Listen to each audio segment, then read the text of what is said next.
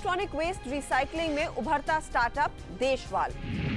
80% loan लेकर शुरू कीजिए खुद की साबुन की फैक्ट्री।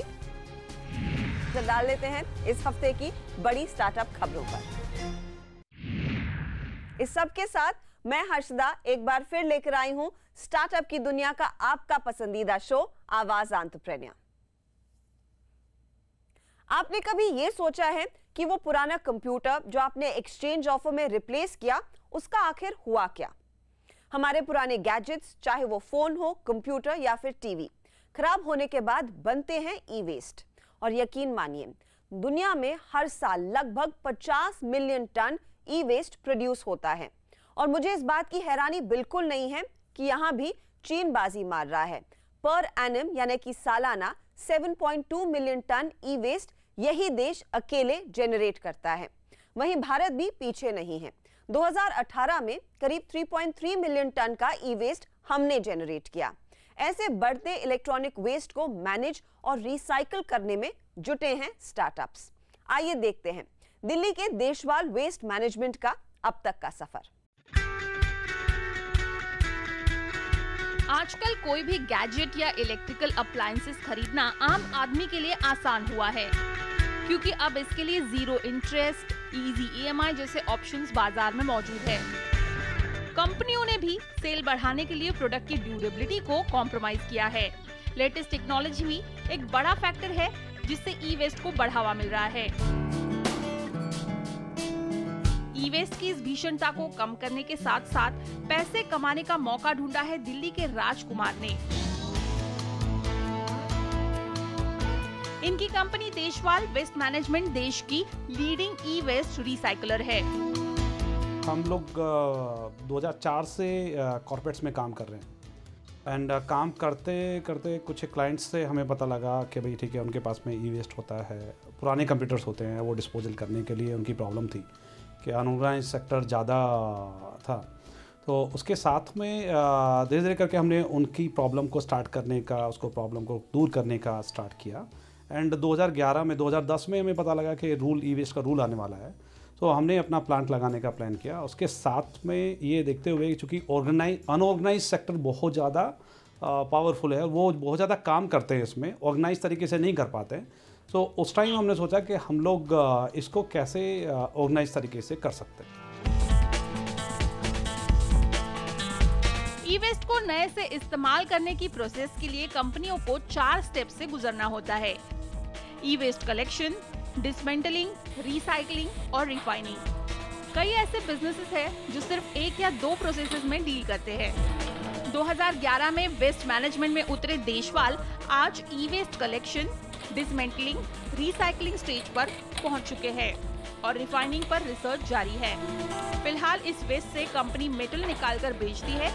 प्लास्टिक रिसाइकलिंग में भी कंपनी काम कर रही है। देखिए, कंप्यूटर के अंदर हम सब समझते हैं कि जी बहुत ज़्यादा कंप्लीट ई वेस्ट होता है। कंप्यूटर के अंदर 70% आपका आयरन और प्लास्टिक होता है, 30% ही आपका मदरबोर्ड वगैरह या बाकी चीज़ें आती हैं। उसके बाद में डिसमेंटल करने के बाद में हम आयरन जो फर्दर फर्नेस हैं वहाँ पे भेज देते हैं और प्लास्टिक का हम खुद दाना बना के आगे प्रोसेस कर देते हैं। देन जो बचा हुआ है मदरबोर्ड, उसको हम फर्दर प्रोसेस करके और उसका जो मेटल्स हैं वो मेटल्स हम लोग रिकवर करते हैं। ई वेस्ट रिसाइकलिंग सुनने में जितना आकर्षक लगता है, हकीकत में उतना ही कॉम्प्लेक्स बिजनेस है। अगर छोटे पैमाने पर इस कारोबार को शुरू करना हो तो कलेक्शन सेंटर से शुरुआत करना एडवाइजेबल होगा। इसमें लागत कम से कम 10 लाख की होगी और मेहनत एक्चुअल रिसाइकलिंग करने से काफी कम।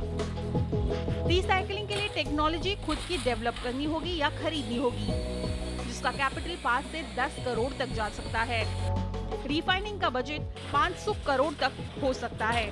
इस इंडस्ट्री में कौन सी वर्टिकल में काम शुरू करना है, ये एंटरप्रेन्योर्स को फंड के हिसाब से तय करना होगा।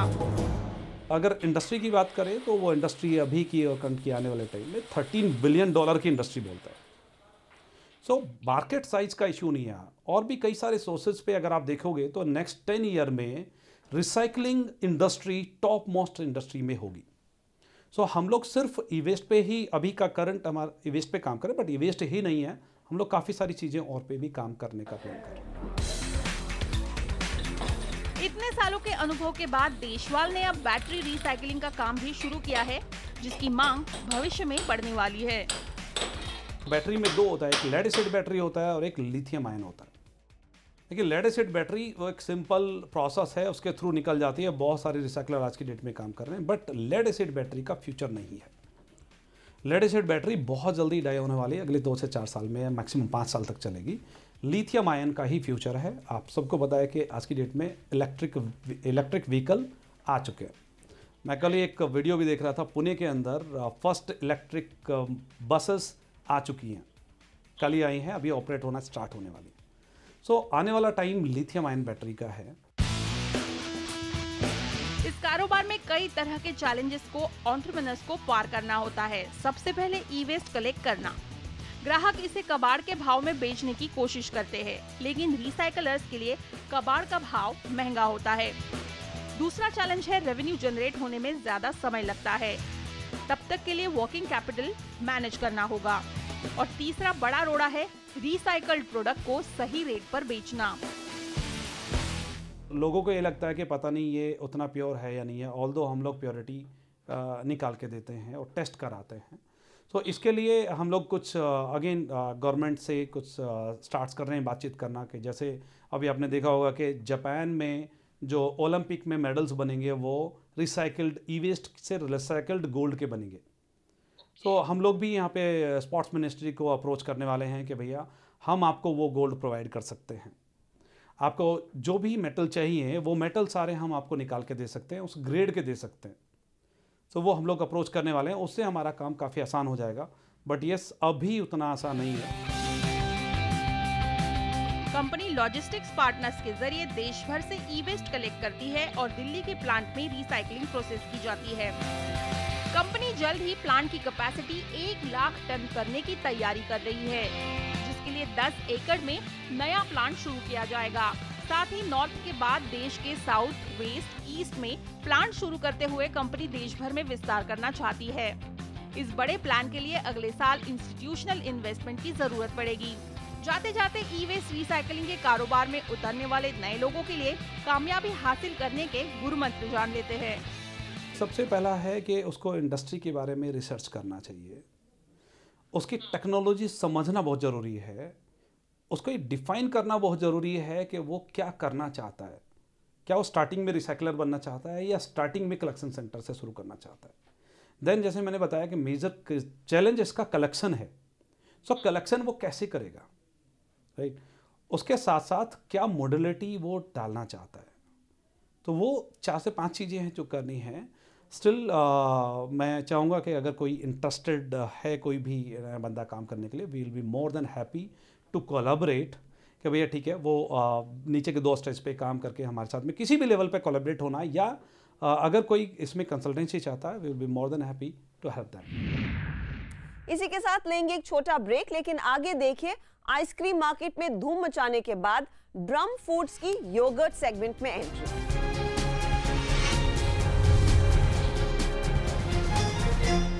देश की मशहूर कंपनी और टॉप स्टार्टअप्स में गिनी जाने वाली इनमोबी अब एक नई सब्सिडरी खोल रही है। ट्रू फैक्टर है इसका नाम, और इस पर ज़्यादा डिटेल्स के लिए मेरे साथ कंपनी के फाउंडर और सीईओ नवीन तिवारी जुड़ गए हैं। नवीन, स्वागत है आपका CNBC आवाज़ पर एक बार फिर। आपसे पिछले साल बात हुई थी, अच्छी ग्रोथ का आपने प्लान रखा था और उस ग्रोथ में अब शायद एक और नई कंपनी आप शुरू कर रहे हैं। ट्रू फैक्टर एग्जैक्टली क्या करेगी, इसके अगर डिटेल्स हमें दे सकें। दुनिया में आज आप अगर देखें तो हम सब बड़े चिंतित रहते हैं इस विषय से कि हमारा हम जो अपने फ़ोन पे इतना इस्तेमाल करते हैं इंटरनेट का, अलग अलग चीज़ों का, उससे जो डेटा जनरेट होता है उसका क्या होगा। ये चीज़ बहुत ज़्यादा, मतलब हर आदमी इस चीज़ से परेशान है कि मेरे डेटा के साथ मेरा क्या होगा। और लोग ही नहीं परेशान हैं, कंपनियां भी बहुत परेशान हैं कि जाने अनजाने में कुछ गलती ना हो जाए हमसे। तो 1 साल पहले, करीब 6 से 9 महीने पहले हमने एक कंपनी खरीदी थी अमेरिका में। उसका नाम था पिनसाइट मीडिया, और उस कंपनी में से जो हमने चीज़ें खरीदी उसमें एक सिस्टम था, एक प्लेटफॉर्म था जो कि बहुत मतलब डेटा को लेके बड़ा अच्छा काम करता था सिक्योरिटी को लेके, कंप्लायंस को लेके, हमारी आपकी प्राइवेसी को संभालने के। उस समय जब हमने एक कंपनी खरीदी थी तो हमने सोचा था ये सिस्टम हम सिर्फ अपने लिए इस्तेमाल करें, इनमोबी में इस्तेमाल करें। फिर हम लोगों से बात किया हमने, तो लोगों ने बोला, अलग अलग कंपनियों ने हमको बोला, अरे ये प्लेटफॉर्म तो हमको भी अगर मिल जाए तो बहुत बढ़िया रहेगा। तो शुरुआत में हमारा ऐसा कोई विचार नहीं था कि ये प्लेटफॉर्म हम किसी और को देंगे, बट हमने ऐसे देखा कि दुनिया में बहुत कंपनियां हैं आज की तारीख में जो कि बहुत डेटा जनरेट करती हैं, और उस हर कंपनी में एक प्रॉब्लम है, उसके सीईओ की एक चिंता है कि इस डेटा को मैं किस तरह से अच्छे से संभाल के रखूं, कंप्लायंस के साथ रखूं, गवर्नेंस के साथ रखूं। तो ट्रू फैक्टर का उद्देश्य एक ही है कि आपके डेटा को संभाल के आपकी गवर्नेंस के हिसाब से, प्राइवेसी के अंतर्गत किस तरह से हम उसको संभालें कि आपकी व्यवसाय में आपको कोई दिक्कत ना हो। इनफैक्ट आपका जो भी बिजनेस है उसकी उन्नति ज़्यादा हो सकती है, बिकॉज आप उस डेटा को अच्छे से हार्नेस कर पा रहे, संभाल के रख पा रहे। तो that is what true factor का काम है। और ट्रू फैक्टर अब इनमोबी ग्रुप में 2 कंपनियां हो जाती हैं, उनमें से एक ट्रू फैक्टर है जो कि नई कंपनी है, और जो पहले हमारी इनमोबी थी वो अपना काम करेगी, जहां पे वो मार्केटर्स के लिए हम सॉफ्टवेयर प्लेटफॉर्म बनाते थे एडवर्टाइजिंग और मार्केटिंग के लिए, वो काम करती रहेगी। उसमें हम बहुत बढ़िया से ग्रो कर रहे हैं। पिछले 1 साल में करीब 40% ग्रोथ हुई है हमारी। वो ग्रोथ हम कंटिन्यू देखना चाहते हैं। हम बहुत सारे एक्विजिशन कर रहे हैं वहाँ पे। तो वो बड़ा बिजनेस है, बहुत बड़ा बिजनेस है, बहुत अच्छे से ग्रो कर रहा है। आज की तारीख में हमारे 2 डिवीजन बन जाते हैं, एक इनमोबी मार्केटिंग प्लेटफॉर्म कंपनी और एक ट्रू फैक्टर। ओके तो ट्रू फैक्टर के प्राइमरी क्लाइंट्स कौन रहेंगे? क्या ये वही लोग होंगे जिनको आप सर्विस इनमोबी के जरिए कर रहे हैं, या फिर यहाँ पर एक स्पेसिफिक क्लाइंटेल रहेगा और जो प्राइमरीली डेटा प्रोवाइडर्स है यानी कि टेलीकॉम कंपनियां, वो आपके बड़े क्लाइंट्स होंगे? जी बिल्कुल, बहुत अच्छा सवाल किया आपने। उनके इस कंपनी ट्रू फैक्टर के जो कस्टमर होंगे वो कंपनियां हैं जहां पे बहुत डेटा जनरेट होता है। वैसे वो ऐसे डेटा जनरेट करने के लिए तो बहुत सारी कंपनियां हैं जो कि बहुत डेटा जनरेट कर रही है, उनको दिक्कत होती है उस डेटा को कैसे संभाल के रखें उसकी।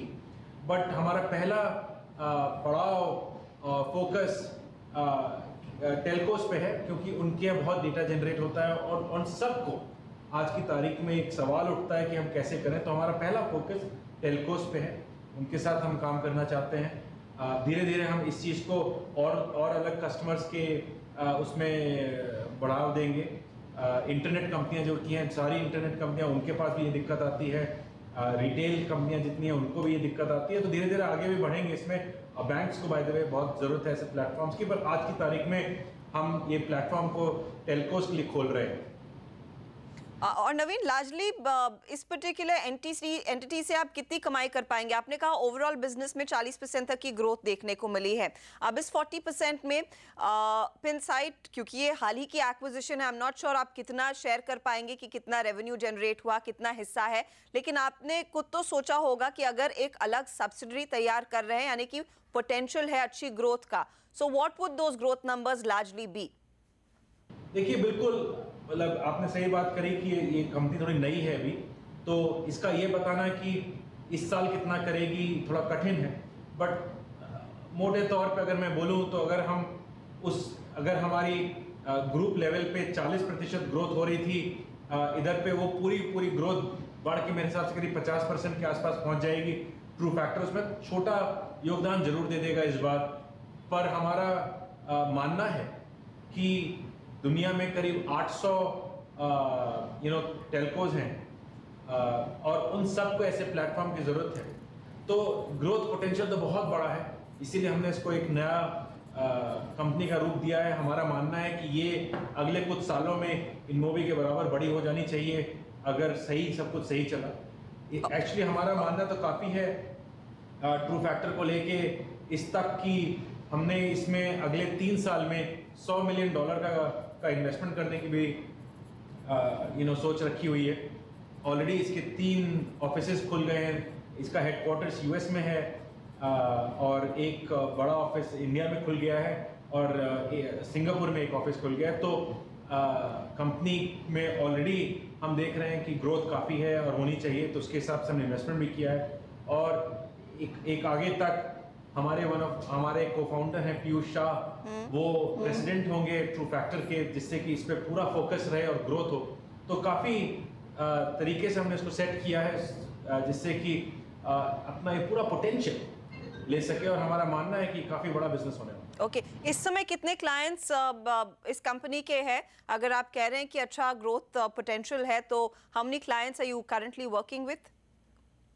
अभी तो एकदम शुरुआत है, पर शुरुआत होने से पहले ही करीब 10 क्लाइंट हमको मिल चुके थे इसमें। अब देखते हैं कि आगे जाके कितने और मिलेंगे, पर 10 तो शुरुआत में ही आ गए हमारे पास। अब आगे देखते हैं कितने और मिलते हैं। एंड आई एम श्योर वो ग्रोथ देखने को मिलेगी। नवीन, मेरा आखिरी सवाल आपसे यही रहेगा, आपने अपने कंपनी के कारोबार को बढ़ाने के लिए एक्विजिशन की स्ट्रैटेजी को काफ़ी अच्छी तरीके से इस्तेमाल किया है, तो क्या कुछ अगला पाइपलाइन में है? कोई ऐसे टारगेट्स जो आप एक्वायर करना चाहेंगे नए मार्केट्स में उतरने के लिए? और साथ ही इस समय अगर आप देख रहे हैं कि स्लो डाउन के इतने बड़े साइंस नहीं है, तो स्पेंडिंग किन सेक्टर से ज़्यादा होती दिखाई दे रही है? इंडिया के लिए कुछ खास डेटा होगा तो वो भी बताइए। बिल्कुल, तो एक्विजिशन के बारे में पहले बात करता हूं मैं। हमारे लिए एक्विजिशन बहुत इंपॉर्टेंट स्ट्रैटेजी है, उस पर हम बिल्कुल काम कर रहे हैं। और इनफैक्ट हो सकता है अगले कुछ महीनों में हम आपको एक और एक्विजिशन की खबर भी दें, तो हम बिल्कुल उस पे हैं। और काफ़ी सारे लोगों से हम अलग अलग कंपनियों के एक्विजिशन की बात करते चलते हैं हर समय, तो हमारे लिए इंपॉर्टेंट स्ट्रैटेजी है, उस पर हम अमल है। तो वो पहली बात हुई। दूसरी बात, आपने पूछा कि कौन से सेक्टर काफ़ी इन्वेस्टमेंट कर रहे हैं, तो आज की तारीख में मैं वो बोलूँगा कि जितने वो सारे सेक्टर जिनका बिजनेस बहुत डिजिटल ओरिएंटेड है या मोबाइल ओरिएंटेड बिजनेसेस हो गए हैं, वो काफ़ी तेज ग्रो कर रहे हैं, वो सबसे बड़े स्पेंडर्स हो जाते हैं।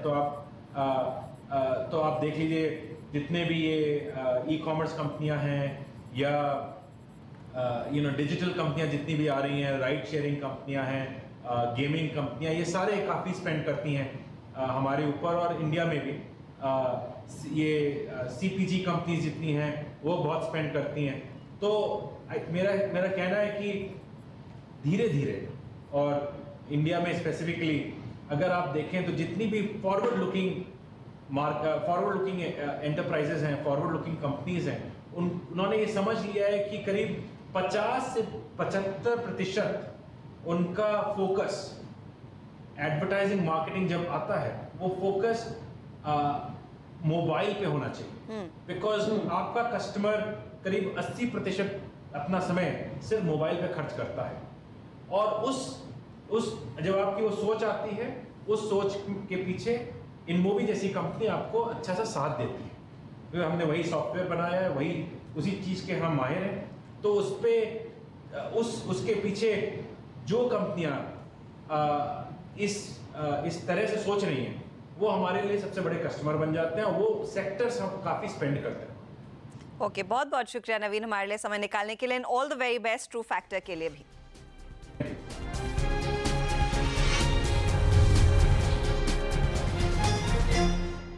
Welcome back. आप देख रहे हैं आवाज एंटरप्रेन्योर, और शो के इस हिस्से में छोटे स्तर पर बिजनेस शुरू करने के आइडियाज आपके लिए हम फिर लेकर आए हैं। आज देखिए 80% लोन पर कैसे खड़ा कर सकते हैं आप साबुन बनाने का कारोबार। छोटे स्तर पे शुरू किए जाने वाले बिजनेस में आज हम देखेंगे साबुन बनाने के कारोबार को कैसे शुरू किया जाए। साबुन की डिमांड बड़े शहरों से लेकर छोटे शहरों, कस्बों और गांवों में बनी हुई है, जो आपके लिए फायदे का सौदा हो सकता है। सिर्फ 4 लाख रुपए में साबुन बनाने की फैक्ट्री शुरू की जा सकती है। इसके अलावा आपको 80% तक लोन भी मिल सकता है। मुद्रा योजना के तहत न केवल लोन मिलना आसान है, बल्कि बिजनेस का पूरा प्रोजेक्ट भी तैयार किया जा सकता है। कुल 7 महीने में आप इसकी औपचारिकताएं पूरी कर प्रोडक्शन शुरू कर सकते हैं। मुद्रा स्कीम की प्रोजेक्ट प्रोफाइल रिपोर्ट के मुताबिक आप 1 साल में करीब 4 लाख किलो का प्रोडक्शन कर सकेंगे, जिसकी कुल वैल्यू करीब 43 लाख होगी। खर्च और अन्य देनदारियां देने के बाद आपको 6 लाख रुपए सालाना प्रॉफिट होगा। इस यूनिट को लगाने के लिए कुल 750 स्क्वायर फुट के एरिया की जरूरत होगी। इसमें 500 स्क्वायर फीट कवर्ड और बाकी का अनकवर्ड होगा। इसमें मशीनों सहित कुल 8 उपकरण लगेंगे। मशीनों और उन्हें लगाने की लागत महज 1 लाख रुपए होगी। इस पूरे सेटअप को लगाने के लिए कुल 15,30,000 रुपए का खर्च आएगा। इसमें जगह, मशीनरी, 3 महीने की वर्किंग कैपिटल शामिल है। इसमें से आपको केवल 3,82,000 रुपए खर्च करने होंगे, क्योंकि बाकी का लोन आप बैंकों से ले सकते हैं। लोन आपको किसी भी सरकारी या प्राइवेट बैंक से मिल जाएगा।